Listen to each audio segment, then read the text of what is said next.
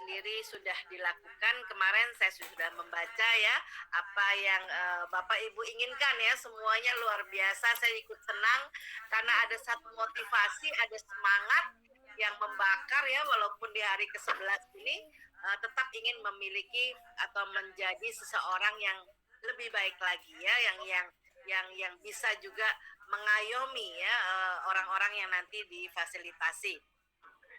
Ini juga sudah, kemudian saya akan lanjut saja.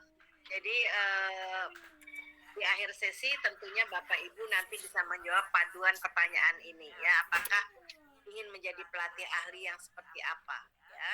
Kemudian juga bisa mendampingi pengawas yang seperti apa. Kemudian bagaimana mindsetnya udah berubah menjadi mindset coaching. Pola pikirnya juga dimiliki oleh seorang coach ya. Dan juga kompetensi apa yang perlu kita tingkatkan. Ini penting ya. Pada saat ini dengan nanti setelah belajar coaching, kira-kira gap kompetensi apa yang Bapak Ibu perlu tingkatkan juga. Nah, sekarang kita masuk ke apa itu coaching ya. Jadi saya juga ingin sambil membaca slide ini, saya memberikan contoh-contoh agar Bapak Ibu juga langsung kepikir. Tapi bagi yang ingin bertanya langsung aja ya, raise hand, nanti kita bisa diskusi di sini. Karena saya senang interaktif ya Bapak Ibu ya. Nah, kita bisa melihat kalau coaching yang pertama itu arti coach dan coaching itu sudah tahun 1500-an ya. Itu bisa berupa kereta kuda, makanya itu ada, kalau mungkin ibu-ibu tahu ya, ada merek tas namanya Coach ya, terus gambarnya itu kereta kuda ya kan. Kalau bapak-bapak pasti tahu juga lah karena suka ngebeliin ibunya ya, merek Coach ya, tas untuk belanja ya, tas sehari-hari gitu ya. Kemudian juga Coach itu seperti kelas ekonomi di pesawat udara ya, juga pernah dipakai sebagai istilah gerbong kereta atau bis ya, coach ya, yaitu semuanya ini adalah membawa orang dari satu tempat ke tempat yang lainnya. Kalau sekarang saya saat ini ada di Jakarta, mungkin saya dibawa dengan kereta atau pesawat udara, saya bisa tiba di Pontianak misalnya, atau saya bisa tiba di Sulawesi Selatan misalnya. Begitu juga dengan bis ya, bus ya, saya bisa naik bis dari Jakarta menuju ke Bali misalnya, menyeberang feri. Itulah artinya coach, sehingga kita walaupun kita disebutnya fasilitator, Bapak Ibu pelatih ahli, dengan mindset coach, maka Bapak Ibu diharapkan bisa membawa seseorang dari satu tempat saat ini ke suatu tempat yang lainnya, apa yang menjadi tujuan hidupnya. Nah, istilah coach sendiri itu memang di Universitas Oxford sudah sudah diajarkan di situ, yaitu membantu mahasiswa supaya bisa lulus ujian. Artinya di sini juga ada seorang pendamping ya. Jadi di tahun 1860 bahkan itu Manchester City yang suka nonton bola ya, itu juga membuat satu strategi dalam dunia olahraga dengan coach. Kalau kita suka bulu tangkis misalnya ya, kemarin ini baru-baru ini ada All England ya, dan ada yang menang, itu tentunya juga mereka mempunyai coach. Semua pasti punya coach. Atau kemarin ada di Mandalika ya, ada perlombaan itu pasti juga mereka masing-masing punya coach. Nah, ini kita bagaimana menggunakan coaching dan pendekatan lain ya, dan kapan kita menggunakannya. Ini adalah perbandingan antara coach, training, ya, mentoring, fasilitator, dan yang lain-lainnya. Kita akan lihat satu persatu. Kalau training, Bapak Ibu pasti paham sekali ya, kita mentransfer ilmu dari diri kita, pengetahuan atau keterampilan. Dan kita memastikan bahwa orang yang kita training itu ngerti ya, dilakukan bisa untuk grup kecil maupun grup besar, itu training, dan biasanya adalah one way ya, atau bisa juga two way communication, tetapi biasanya diberi waktu untuk bertanya.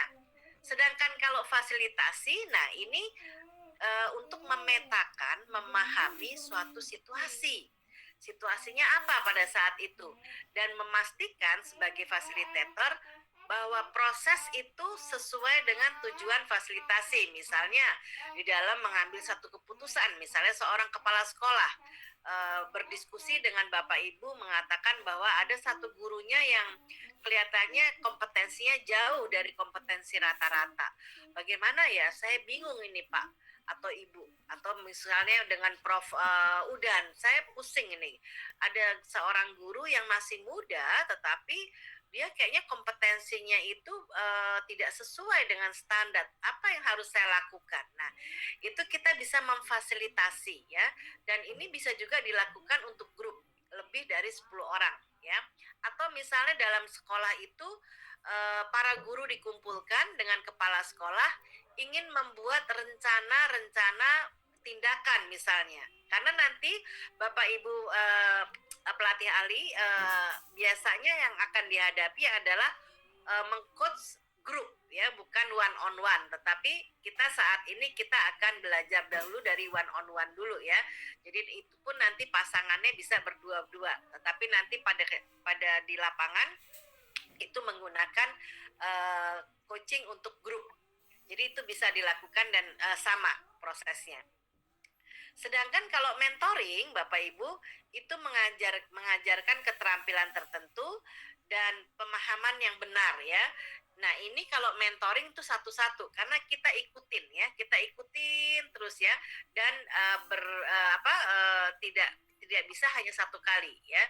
Nah, ini bedanya dengan coach. Kalau mentor, orangnya harus ahli di bidang itu.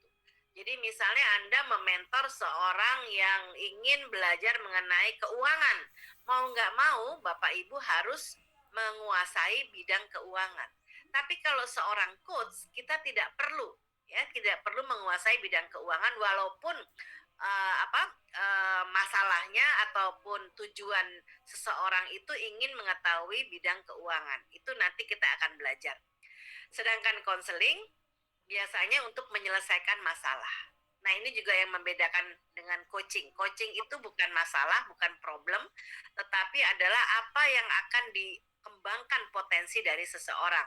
Sedangkan konseling itu adalah menyelesaikan masalah yang terkait emosi, psikologis ya. Misalnya ada seorang guru yang temperamen ya, atau kepala sekolah yang kerjanya dari pagi sampai siang itu marah-marah aja, dan kalau marah-marah gebrak-gebrak meja misalnya ya. Nah, seringkali perlu kita ajak percakapan konseling itu untuk mundur ya ke masa lalu, kira-kira dia pernah punya trauma seperti apa ya. Kemudian ini juga bisa melibatkan terapi atau tindakan remedial, biasanya untuk individu. Nah, sedangkan coaching ini yang tentunya Bapak Ibu perlu pahami dan garis bawahi, itu membuat orang mengembangkan potensinya. Ya, bagaimana kita memang sudah sebagai tenaga ahli, sebagai pelatih ahli, kita ingin kembangkan lagi potensi kita. Kita perlu seorang coach. Kemudian juga bisa dipakai untuk membuat strategi ke masa depan. Ke masa depan dengan kita membantu mengeksplorasi situasi yang sama sekali baru dan atau rumit misalnya seperti itu.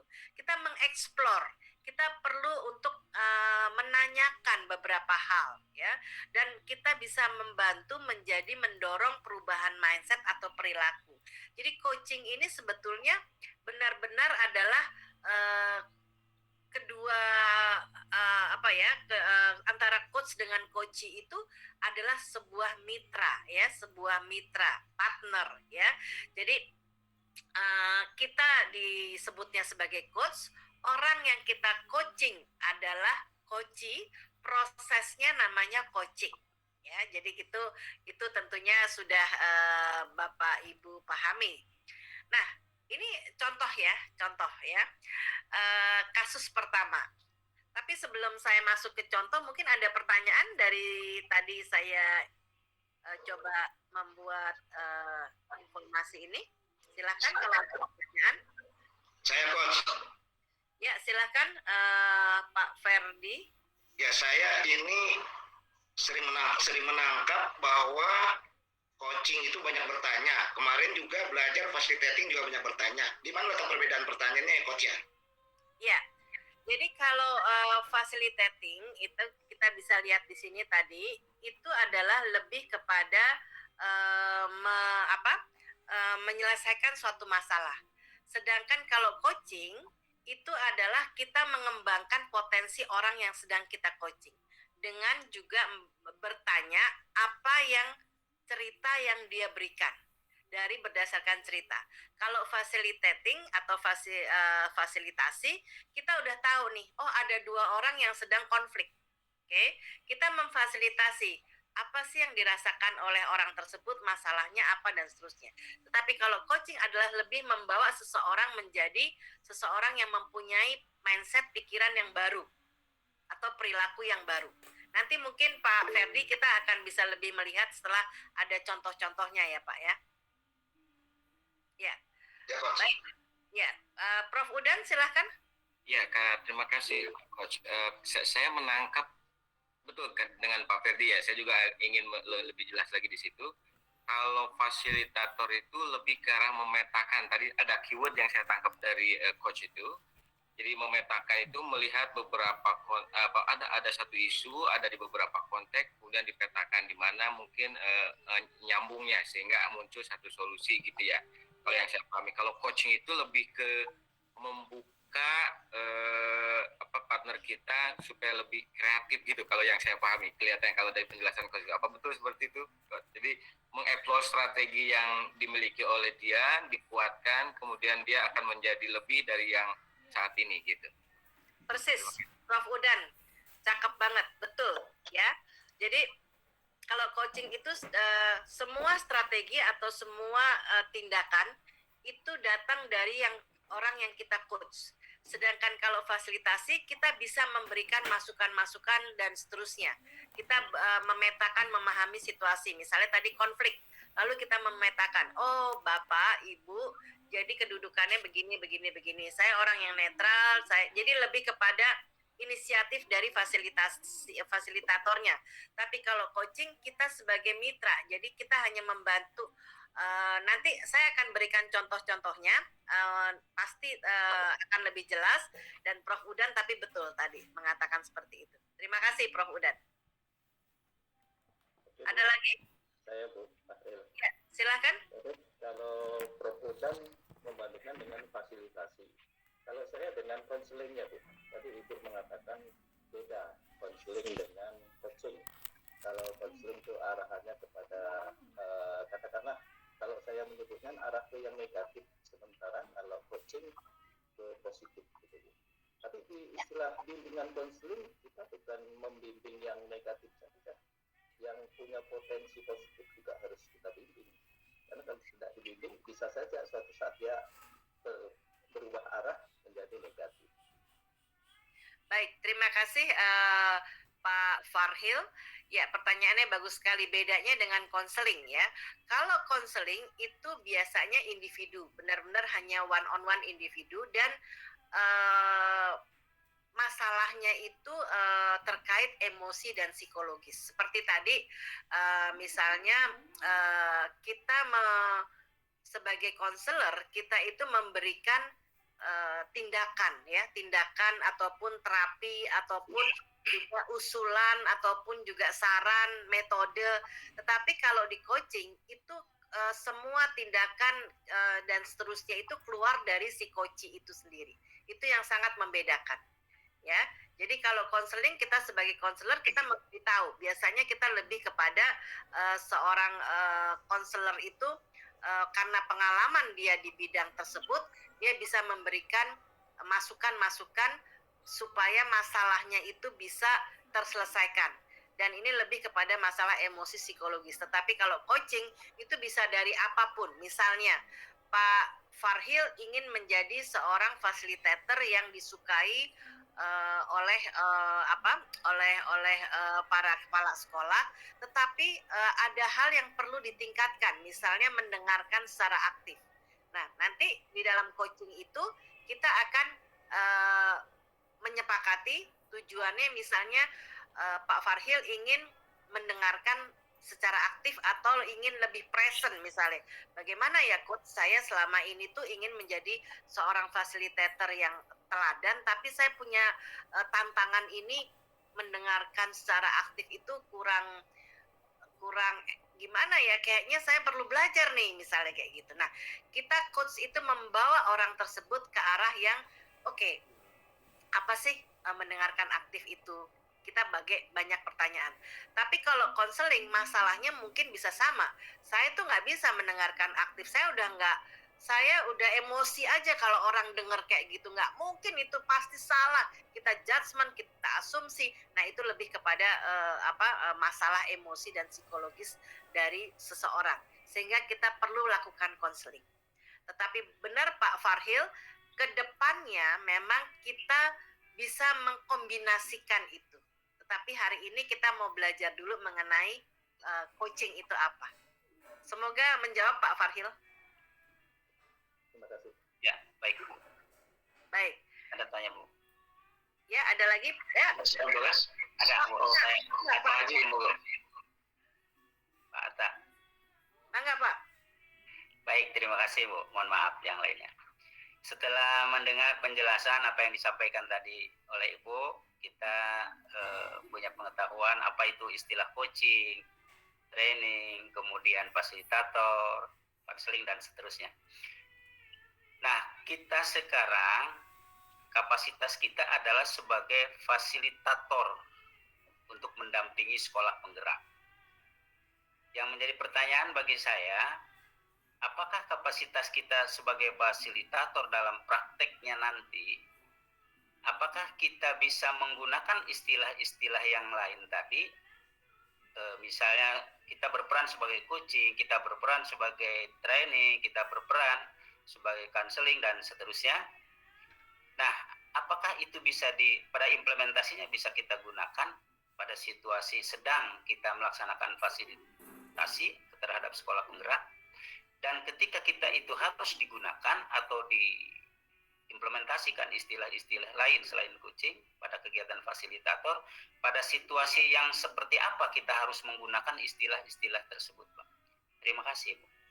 Terima kasih Pak Atta, bagus sekali pertanyaannya. Terima kasih.